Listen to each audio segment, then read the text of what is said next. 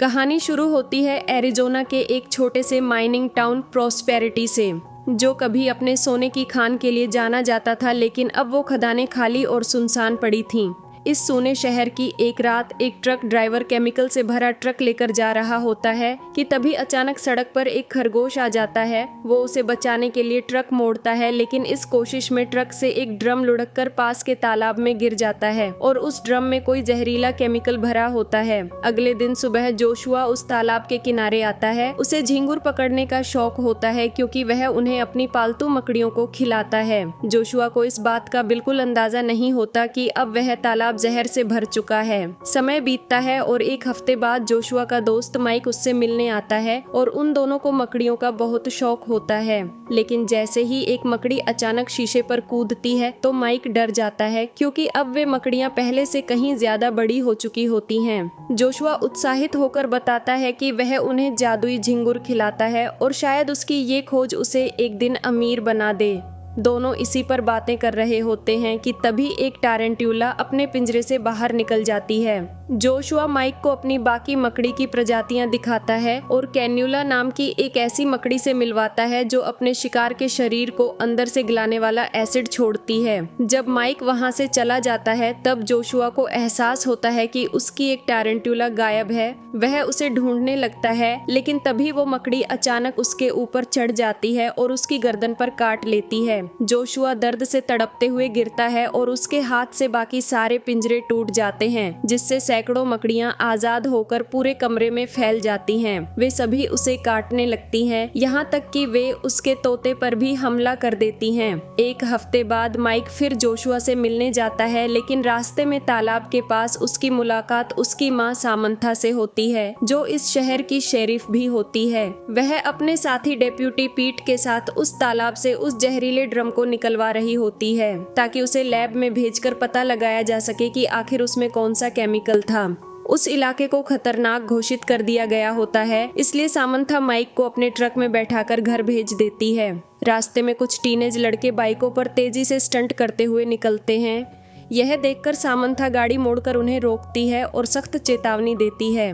उनके साथ उसकी बेटी एशली भी होती है। वह एशली को भी ट्रक में बैठाती है और मेयर के बेटे ब्रेट को तेज रफ्तार के लिए चालान थमा देती है।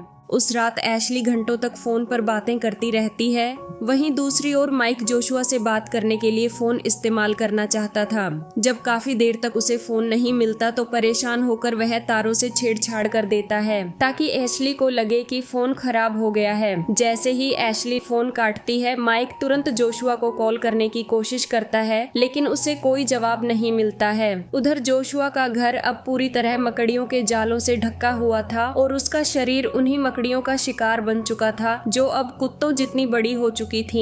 शहर के मॉल में मेयर वेड एक मीटिंग बुलाता है, जहां वह बताता है कि शहर अब भारी आर्थिक संकट में है और अगर लोग अपनी जमीनें बेच दें तो वहां एक बड़ा कमर्शियल कॉम्प्लेक्स बनाकर इस शहर की हालत सुधारी जा सकती है। लेकिन इस बात पर वहां मौजूद सब लोग गुस्से में आ जाते हैं, खासकर क्रिस, जो उस खान के मालिक का बेटा था जिसकी मौत 10 साल पहले हो गई थी। क्रिस हाल ही में शहर लौटा था और उसे पता था कि उसके पिता को उस खान में सोने की एक नई नस मिली थी, इसलिए वह जमीन बेचने से साफ मना कर देता है। वेड और क्रिस के बीच बहस इतनी ज्यादा बढ़ जाती है कि क्रिस उसे मुक्का मार देता है, लेकिन इससे पहले की बात और बिगड़ती, सामंथा बीच में आकर दोनों को अलग कर देती है। वह क्रिस को याद दिलाती है कि उसका गुस्सा पहले भी कई बार मुसीबत बन चुका है और अब उसे समझदारी से काम लेना चाहिए, लेकिन वह उसे गिरफ्तार नहीं करती और चेतावनी देकर छोड़ देती है। उसी रात पीट के घर में उनकी बिल्ली वेंट के अंदर चली जाती है क्योंकि उसने वहां किसी मकड़ी को रेंगते हुए देखा होता है। कुछ देर बाद पीट की पत्नी किचन में पेंट्री से एक कैन निकालने जाती है, लेकिन बहस में उलझी होने के कारण उसे पता ही नहीं चलता कि उसी कैन के पीछे एक बड़ी मकड़ी छिपी है। थोड़ी ही देर में दोनों को वेंट के अंदर से अपनी बिल्ली की दर्द भरी चीख सुनाई देती है और दीवार पर अजीब निशान बन जाते हैं, जैसे किसी बिल्ली और मकड़ी का शरीर एक साथ अंदर से गुजर गया हो। वे उस आवाज आवाज का पीछा करते हैं जो अब छत की ओर बढ़ रही होती है और लाइट झिलमिलाते ही उन्हें एहसास होता है कि उनकी बिल्ली अब मर चुकी है। अगले सुबह क्रिस अपनी आंटी ग्लैडस के साथ बैठा बात कर रहा होता है कि वो इतने सालों तक शहर से क्यों दूर रहा। असल में उसने सामंथा के एक्स हस्बैंड को बुरी तरह पीट दिया था और अब भी उसके दिल में सामंथा के लिए फीलिंग्स थीं। ग्लैड्स उसे हिम्मत देती है कि अगर सच में उसे परवाह है तो उसे इसके लिए कदम उठाने चाहिए। उसी समय माइक घर से निकलने की कोशिश करता है लेकिन देखता है कि उसकी माँ ने उसकी साइकिल को हथकड़ी से बांध दिया है ताकि वो भाग न सके। उधर एशली अपने बॉयफ्रेंड ब्रेड से मिलने निकलती है तो सामंथा उसे एक टेजर दे देती है ताकि जरूरत पड़ने पर वह अपना बचाव कर सके। तभी क्रिस फूलों का गुलदस्ता लेकर सामंथा के पास आता है और उसे डेट पर चलने का प्रस्ताव देता है। सामंथा मुस्कुरा कर हामी भर देती है। दोनों को बातों में व्यस्त होने का फायदा उठाकर माइक धीरे से घर से निकल जाता है और पैदल ही जोशुआ के घर की तरफ चल पड़ता है। वहां पहुंचने पर उसे चारों तरफ मकड़ियों के मोटे मोटे जाले दिखाई देते हैं लेकिन एक भी मकड़ी नजर नहीं आती। वहां न जोशुआ का कोई अता पता होता है न उसके तोते का, यहाँ तक कि उनके शरीर तक गायब होते हैं। जब माइक घर के पीछे जाता है तो उसे जमीन पर बहुत बड़े बड़े पैरों के निशान दिखाई देते हैं जो ये साबित करते हैं कि अब ये मकड़ियाँ और भी विशाल आकार ले चुकी थीं। उसके बाद माइक खान के दरवाजे की ओर बढ़ता है जहां उसे एक बहुत बड़ी मकड़ी की टांग पड़ी मिलती है। तभी उसकी नजर गुफा के अंदर जाती है जहां एक विशाल मकड़ी धीरे धीरे हरकत कर रही होती है। डर के मारे माइक का दिल तेजी से धड़कने लगता है और वह बिना आवाज के तुरंत वहां से भाग जाता है। उसी समय खान के दूसरे हिस्से में क्रिस कुछ मजदूरों के साथ अपने पिता की सोने की नस ढूंढने की योजना बना रहा होता है। काम खत्म होने के बाद जब क्रिस सड़क पर गाड़ी चला रहा होता है तो उसकी नजर माइक पर पड़ती है जो पैदल जा रहा होता है। वह उसे लिफ्ट ऑफर करता है और रास्ते में माइक उसे जोशुआ की मकड़ियों के बारे में बताने की कोशिश करता है, यहाँ तक कि वह उसे उस विशाल मकड़ी की टांग भी दिखाता है जो उसे खान के पास मिली थी। लेकिन क्रिस उसकी बात को मजाक समझता है और कहता है कि यह किसी जानवर की हड्डी होगी। माइक जितना समझाने की कोशिश करता है उतना ही क्रिस हंस देता है। उधर खान के अंदर एक मजदूर अपनी पाइप में अटकाव महसूस करता है। वह उसे खोलने के लिए उसमें फूंक मारता है लेकिन अगले ही पल कई मकड़ियां उसके मुंह से निकल आती हैं और वह घबराकर पीछे हट जाता है। तभी अंधेरे से प्रकट होती है कैनुएला, वही जहरीली रानी मकड़ी जो अपने शिकार को अंदर से गलाकर मार देती है। वह उस आदमी पर झपटती है और कुछ ही सेकंड में उसे खत्म कर देती है। उधर माइक जब घर लौटता है तो खिड़की से चुपके से अंदर घुसता है लेकिन सामंथा उसे रंगे हाथ पकड़ लेती है। माइक घबराकर उसे मकड़ियों के बारे में बताने की कोशिश करता है लेकिन सामंथा नाराज होती है कि वह बिना बताए बाहर गया था और वह उसकी बातों को ज्यादा टीवी देखने का असर मानकर अनदेखा कर देती है। उसी रात मेयर वेड के शुतुरमुर्ग बाड़े में से अजीब आवाजें आने लगती हैं। जब वह बाहर जाकर देखता है तो एक शुतुरमुर्ग की हड्डियां जमीन पर पड़ी होती हैं और बाकी शुतुरमुर्ग बेतहाशा भाग रहे होते हैं। लेकिन वेड को असली खतरा नजर नहीं आता क्योंकि एक विशाल मकड़ी जमीन के नीचे छिपी होती है। कुछ ही पलों में जमीन हिलती है और एक एक कर सभी पक्षी उसमें समा जाते हैं। पूरा बाड़ा सुनसान हो जाता है। अगले दिन रेडियो पर होस्ट हार्न इन रहस्यमयी घटनाओं पर चर्चा करता है और बताता है कि लोग अपने घरों में मरे हुए जानवर पा रहे हैं। कुछ इसे किसी रासायनिक रिसाव का असर मानते हैं तो कुछ इसे एलियन साजिश से जोड़ते हैं। वहीं दूसरी ओर एशली फिर से बाइक रेस देखने जाती है जहां ब्रेट उसे अपनी ट्रक में रोक लेता है और बातों बातों में उसे किस करने की कोशिश करता है। शुरुआत में सब कुछ ठीक लगता है लेकिन जल्द ही वह जबरदस्ती करने लगता है। एशली घबराकर उसे रोकती है और कहती है कि वो इसके लिए तैयार नहीं है। लेकिन जब ब्रेट नहीं मानता तो एशली अपनी माँ द्वारा दिया गया टेजर निकालती है और उसे झटका दे देती है। ब्रेट दर्द से चीखता हुआ ट्रक से बाहर गिरता है और डर के मारे पेशाब कर देता है। वह एशली पर ओवर रिएक्ट करने का इल्जाम लगाता है जिससे एशली गुस्से में ट्रक लेकर वहां से चली जाती है। तभी अचानक पास के जंगल से वो विशाल मकड़ियां बाहर निकल आती हैं और ब्रेट के सामने आ खड़ी होती हैं। वह डर के मारे चिल्लाता है और जान बचाने के लिए भागने लगता है। वह अपने दोस्तों के पास पहुंचकर उन्हें चेतावनी देने की कोशिश करता है लेकिन उसके गीले कपड़े देखकर सब उसका मजाक उड़ाने लगते हैं। तभी एक विशाल मकड़ी अचानक कूदकर एक लड़के पर हमला कर देती है और उसे कुछ ही सेकंड में मार डालती है। यह देखकर सारे बच्चे घबराकर चीखते हुए वहां से भागने लगते हैं और पीछे से वो राक्षसी मकड़ियां उनका पीछा करने लगती हैं। कुछ लड़के अपनी बाइक पर किसी तरह बच निकलते हैं, लेकिन बाकी को मकड़ियां पकड़ लेती हैं और उन्हें अपना दोपहर का खाना बना डालती हैं। ये विशाल जीव बाइक्स का पीछा करते हैं और लड़कों को गिराने के लिए उन पर झपट पड़ते हैं ताकि उन्हें खा सकें। ब्रेट अपनी बाइक की रफ्तार बढ़ा देता है और एक बड़ा जंप लेता है, जिससे वो एक मकड़ी को लात मारकर दूर गिरा देता है। फिर वो सड़क पार कर वहां से निकल जाता है। तभी दूसरी मकड़ी उसके पीछे आती है, लेकिन अचानक एक ट्रक उससे टकरा जाता है और उसे कुचल देता है। बाकी मकड़ियां ट्रक पर कूद पड़ती हैं और ड्राइवर को मार डालती हैं, जिससे ट्रक लाइट पोस्ट से टकरा जाता है। टक्कर से एक बड़ा धमाका होता है, जिसमें कई मकड़ियों जलकर मार जाती हैं और साथ ही फोन की लाइनें भी टूट जाती हैं। ब्रेट को लगता है कि उसने आखिरकार मकड़ियों को हरा दिया है, लेकिन अगले ही पल और मकड़ियां निकल आती हैं, इसलिए वह फिर से भागने लगता है। भागते हुए गलती से वो खान के अंदर घुस जाता है और वहां मौजूद लकड़ी के सपोर्ट से टकरा जाता है, जिससे पूरा दरवाजा गिरकर बंद हो जाता है। बाहर मकड़ियां जमीन खोदकर अंदर आने की कोशिश करती हैं, जबकि ब्रेट दूसरी तरफ से निकलने का रास्ता ढूंढने लगता है। उधर ग्लैटस के कुत्ते को तहखाने से कुछ आवाजें सुनाई देती हैं। वो नीचे जाकर देखता है तो दीवार में एक बड़ा सा छेद होता है। कुत्ता भौंकने लगता है, लेकिन तभी उस छेद से अचानक एक विशाल मकड़ी निकलकर उस पर झपटती है और उसे पकड़ लेती है। कुछ देर बाद जब ग्लैटस अपने कुत्ते को नहीं देखती तो वो उसे ढूंढने नीचे आती है और छेद के पास उसे उसका कॉलर पड़ा मिलता है। वो अंदर झांकती है तो हैरान रह जाती है जब उसे पता चलता है कि उसका घर सीधे खान से जुड़ा हुआ है। तभी अंधेरे में मकड़ियां प्रकट होती हैं और उसे भी जाल में लपेटकर अपने कब्जे में ले लेती हैं। कुछ देर बाद क्रिस को भी तहखाने से अजीब आवाजें सुनाई देती हैं, तो वो नीचे जाता है और वहां छेद के पास उसे मकड़ी की एक बड़ी टांग दिखाई देती है। उसे अब यकीन हो जाता है कि माइक ने झूठ नहीं कहा था। अगले दिन सुबह क्रिस वो टांग माइक के पास लाता है और माइक समझाता है कि इस किस्म की मकड़ी अपने शिकार को तुरंत नहीं खाती, इसलिए ग्लैटस शायद अब भी जिंदा हो। उसी वक्त दूसरी तरफ एशली अपने और ब्रेट की तस्वीर को फाड़ रही होती है कि तभी खिड़की से एक मकड़ी अंदर घुसती है और उसे दीवार से टकरा देती है।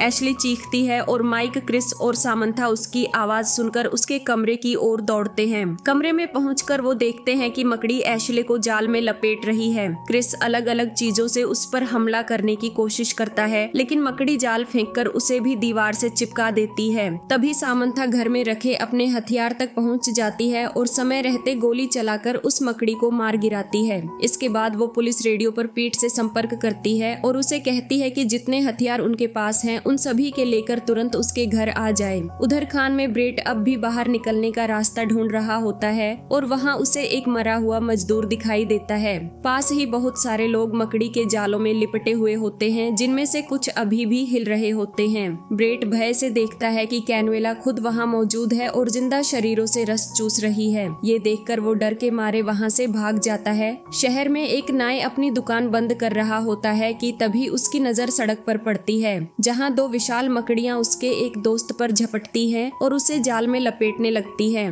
उधर पुलिस स्टेशन में पीठ जितने हो सके उतने हथियार इकट्ठे करता है और अपनी कार लेकर निकल पड़ता है, बिना ये जाने कि कई मकड़ियाँ उसका पीछा कर रही हैं। जैसे ही वो सामंथा के घर पहुंचता है, उसे कार की छत पर कुछ आवाज सुनाई देती है। वो बिना सोचे ऊपर गोली चला देता है और तभी ऊपर से हरे रंग का चिपचिपा तरल उसके चेहरे पर गिरने लगता है। उसी वक्त बाकी लोग बाहर निकलते हैं और सामंथा उस मकड़ी पर गोली चलाती है, जिससे रास्ता साफ हो जाता है और सब कार में बैठ जाते हैं। एक और मकड़ी हमला करने आती है, लेकिन क्रिस उसे गोली मारकर खत्म कर देता है और फिर वो सब कार लेकर वहां से निकल जाते हैं। पुलिस की कार जैसे ही शहर से गुजरती है, बहुत सारी मकड़ियां उसे देख लेती हैं और उसका पीछा करने लगती हैं। कुछ देर बाद ये लोग हारन के ट्रेलर तक पहुंचते हैं और सामंथा उसके शो का कंट्रोल लेकर सभी लोगों को मकड़ियों के खतरे के बारे में चेतावनी देती है, लेकिन कोई उसकी बात पर यकीन नहीं करता, क्योंकि हारन का शो हमेशा नकली एलियन कहानियों से भरा रहता था। तभी एक विशाल टेरेंटुला ट्रेलर के बाहर आ जाता है और उसे जोर जोर से हिलाने लगता है, जबकि सामंथा आखिरी संदेश भेजती है कि सभी लोग मॉल की तरफ चले जाएं, क्योंकि वहां कंक्रीट की दीवारें हैं और वो जगह सबसे सुरक्षित है। टेरेंटुला ट्रेलर को पलट देता है और पीठ लगातार उस पर गोली चलाता है जब तक वो जमीन पर गिरकर मर नहीं जाता, लेकिन ट्रेलर भी पलट जाता है और लोगों की चीखें रेडियो पर सुनाई देने लगती हैं। तभी एक और टेरेंटुला छोटे छोटे मकड़ियों के झुंड के साथ आता है, लेकिन उससे पहले वे सब लोग जल्दी से कार लेकर वहाँ से निकल जाते हैं। इस बीच शहर में एक कार के ऊपर एक मकड़ी चढ़ी होती है, जिससे ड्राइवर कार पर कंट्रोल खो देता है और कार टकरा जाती है। लोग शोर सुनकर बाहर निकलते हैं और पहली बार खुली आंखों से देखते हैं कि सड़कों पर दर्जनों विशाल मकड़ियां दौड़ रही हैं।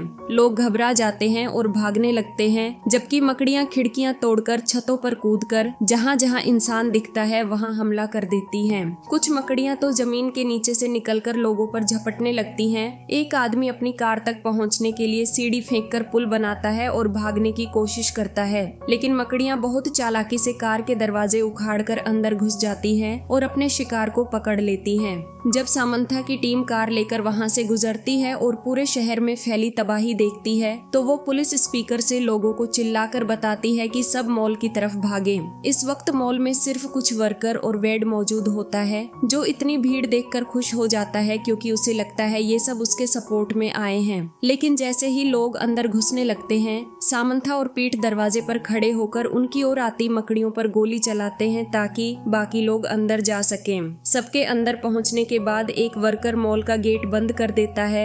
सामंथा और पीट को भी भागकर अंदर घुसना पड़ता है, इससे पहले कि गेट पूरी तरह नीचे आ जाए। अंदर पहुंचने के बाद जब वो सारे दरवाजे चेक करके बंद कर लेते हैं, तो अब सबके बीच बहस शुरू हो जाती है कि आगे क्या किया जाए। अब सब लोग समझ जाते हैं कि अगर उन्हें बचना है तो फौज को बुलाना ही पड़ेगा। तभी वेड बताता है कि उसके पास एक सेल फोन है, लेकिन सिग्नल बहुत कमजोर है, इसलिए क्रिस और हैरन छत पर जाकर एंटेना का इस्तेमाल करने के लिए तैयार हो जाते हैं। बाकी लोग मॉल की हर दुकान में हथियार ढूंढने लगते हैं ताकि अगर मकड़ियां अंदर घुस आएं तो उनसे मुकाबला किया जा सके। माइक कुछ परफ्यूम की बोतलें निकालता है और क्रिस को देकर समझाता है कि इसकी गंध मकड़ियों की तेज सूंघने की शक्ति को भ्रमित कर सकती है। कुछ ही मिनटों में क्रिस और हैरन छत पर पहुंच जाते हैं और क्रिस एंटेना पर चढ़ना शुरू करता है, लेकिन तभी इमारत की दीवारों पर दर्जनों मकड़ियां भी चढ़ने लगती हैं। हैरन उन्हें नीचे गिराने के लिए गोलियां चलाता है, जबकि क्रिस आखिरकार सिग्नल पकड़ लेता है। मगर जब वो 911 पर कॉल करता है तो ऑपरेटर उसकी बात पर यकीन नहीं करता और कॉल बेकार चली जाती है। इसी बीच बाकी मकड़ियां मॉल के गेट पर जोर जोर से वार करने लगती हैं ताकि वो गेट को तोड़ सके। अंदर सब लोग सांस रोके इंतजार कर रहे होते हैं कि तभी एशली देखती है वेड पीछे के दरवाजे से चुपके से निकल रहा है। वो बाकी लोगों को बताती है और एक मॉल वर्कर समझ जाता है कि वेड बेसमेंट के रास्ते खान की तरफ जा रहा है। सामंथा अपने बच्चों को छुप जाने का आदेश देती है, जबकि वो और बाकी लोग उस टरेंटुला को खत्म करने की तैयारी करते हैं जो अब तक गेट को तोड़ चुका होता है। जैसे ही गेट टूटता है वो पीछे हटता है और सैकड़ों छोटी मकड़ियों एक साथ अंदर घुसने लगती हैं। लोग तुरंत फायरिंग शुरू कर देते हैं, लेकिन दुश्मन बहुत ज्यादा होते हैं, इसीलिए सबको भागकर बेसमेंट में शरण लेनी पड़ती है। मॉल में चारों तरफ अफरा तफरी मच जाती है। लोग चीखते हुए भागते हैं और मकड़ियां हर कोने में इंसानों को पकड़कर जाल में लपेटने लगती हैं। पीट समय पर बेसमेंट तक नहीं पहुंच पाता तो वो एक शटर को थोड़ा ऊपर उठाकर उसके नीचे से लुढ़ककर अंदर घुसता है। जब मकड़ियां अपने पैर उस शटर के नीचे डालती हैं तो पीट एक चेनसो उठाकर उनके पैर काट डालता है। बेसमेंट में बचे हुए लोग देखते हैं कि वेड ने अगले दरवाजे को अंदर से बंद कर दिया है, यानी अब वो सब फंस गए थे। ऊपर छत पर मकड़ियां क्रिस और हैरन को घेर लेती हैं, इसलिए हैरन उन्हें भटकाने के लिए खुद नीचे कूद जाता है। सौभाग्य से वह झाड़ियों में गिरता है और उसी वक्त पीट भी बाहर निकल आता है। अब मकड़ियां दोनों का पीछा करने लगती हैं और पीछे का दरवाजा सिर्फ अंदर से खुल सकता है, इसलिए वो दोनों बस भागते रहते हैं। खान के अंदर वेड की मुलाकात ब्रेड से होती है और तभी मकड़ियां उन्हें ढूंढ लेती हैं। वेड ब्रेड की बाइक छीनकर भागने की कोशिश करता है, लेकिन एक मकड़ी उसे पकड़कर घसीट ले जाती है और बाकी राक्षसों को आता देख ब्रेड बाइक उठाकर वहां से भाग निकलता है। उधर मॉल की एक दुकान में नाई छुपा हुआ होता है, लेकिन जैसे ही वो बाहर निकलता है तो उसे एक टेंट जैसा कुछ हिलता हुआ दिखता है। तभी मकड़ी उस पर झपट पड़ती है और उसे जाल में लपेट लेती है। दूसरी तरफ क्रिस एंटेना पर थोड़ा और ऊपर चढ़कर तारों तक पहुंचता है और उन पर फिसलते हुए नीचे उतरता है, जहां से वो सीधा वेंटिलेशन पाइप के रास्ते मॉल के अंदर पहुंच जाता है। सामंथा देखती है कि क्रिस ग्रिल के पीछे फंसा हुआ है। वो तुरंत उसकी मदद करती है और उसे बाहर निकालकर बाकी लोगों के साथ बेसमेंट में शामिल हो जाती है। तभी अचानक कुछ जोर जोर से दरवाजे पर वार करने लगता है और कुछ ही सेकंड में दरवाजा टूट जाता है। सामने ब्रेट खड़ा होता है जो मशीन की मदद से रास्ता खोलने की कोशिश कर रहा था, लेकिन उसके पीछे कुछ मकड़ियां भी चली आती हैं, जिन्हें देखते ही सब लोग गोली चलाना शुरू कर देते हैं और जल्दी ही उन सबको खत्म कर देते हैं। तभी दूसरी तरफ से कुछ मकड़ियां एक और दरवाजा तोड़ने की कोशिश करने लगती है, तो सामंथा मशीन को खींचकर उस दरवाजे के सामने लगा देती है ताकि रास्ता ब्लॉक हो जाए। फिर वो बाकी सबके साथ भागकर माइन यानी सुरंगों के रास्ते निकलने लगती है। भागते हुए क्रिस को एक अजीब सी बदबू महसूस होती है और उसे समझ आता है कि ये मीथेन गैस है, यानी यहाँ जरा सी चिंगारी भी पूरी जगह को उड़ा सकती है। तभी एक मॉल वर्कर गलत रास्ते पर चला जाता है और एक मकड़ी उस पर झपटकर उसे घसीट ले जाती है। दूसरी मकड़ी भी भीड़ पर हमला करने आती है, लेकिन इस बार वो लोग क्रॉसबो से बिना स्पार्क के उसे खत्म कर देते हैं। फिर सब आगे बढ़ते हैं और आखिरकार मकड़ियों के घोंसला पर पहुंच जाते हैं, जहां सारे कैदियों को कोकून में लपेट कर रखा गया था ताकि रानी मकड़ी उन्हें खा सके। तभी ऊपर से कुछ गिरता है जिससे सब डर जाते हैं, लेकिन वो सिर्फ वेड होता है जो जाले में फंसा हुआ था। उसे निकालकर क्रिस सामंथा से कहता है कि वो बाकी सबको बाहर ले जाए, जबकि वो खुद ग्लैटस को ढूंढने के लिए रुकता है। जाने से पहले क्रिस उससे अपने दिल की बात कहने की कोशिश करता है, लेकिन सामंथा बताती है कि उसे पहले से पता था कि वो उसे पसंद करता है और उसने उसके पति की पिटाई इसलिए की थी क्योंकि वो उसे धोखा दे रहा था। ये बात उसके पिता ने मरने से पहले उसे बताई थी। ये कहकर सामंथा जल्दी से उसे चूमती है और आगे बढ़ जाती है। उधर बेसमेंट में टारेंटुला दरवाजा तोड़कर अंदर घुस आता है और अपने साथ और भी मकड़ियां लेकर आता है। दूसरी ओर माइन में क्रिस कई लाशें देखता है, लेकिन आखिरकार उसे ग्लैटस जिंदा मिलती है। तभी वो देखती है कि क्रिस के पीछे ही सोने की नस है। तभी कैन्यूला वहां आ जाती है, लेकिन क्रिस गोली नहीं चला सकता क्योंकि यहाँ मिथेन गैस थी जिससे विस्फोट होना तय था।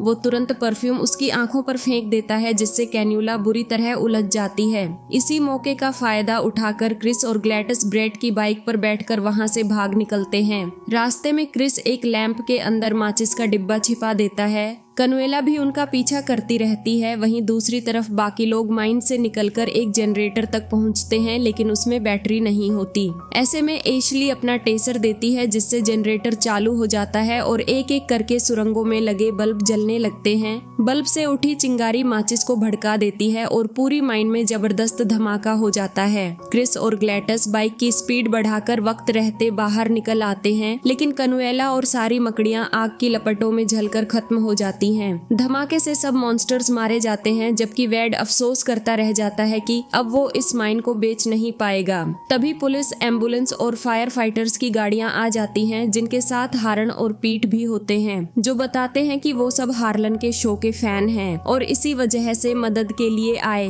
वो बाकी बचे लोगों के बारे में पूछते हैं, लेकिन क्रिस बताता है कि ग्लैटस ही अकेली जिंदा मिली है। कुछ दिन बाद हारन के पास नए सोने के दांत होते हैं, जो क्रिस ने उसी गोल्डवेन से बनवाए थे, जिसे उसने खदान से बाहर निकलते समय ढूंढ लिया था। और इसके साथ ही यह मूवी खत्म हो जाती है। अगर आपको हमारा यह मूवी एक्सप्लेनेशन अच्छा लगा हो तो इस वीडियो को लाइक और शेयर कर देना, और ऐसे ही अन्य वीडियोस के लिए इस चैनल को सब्सक्राइब कर लेना। धन्यवाद।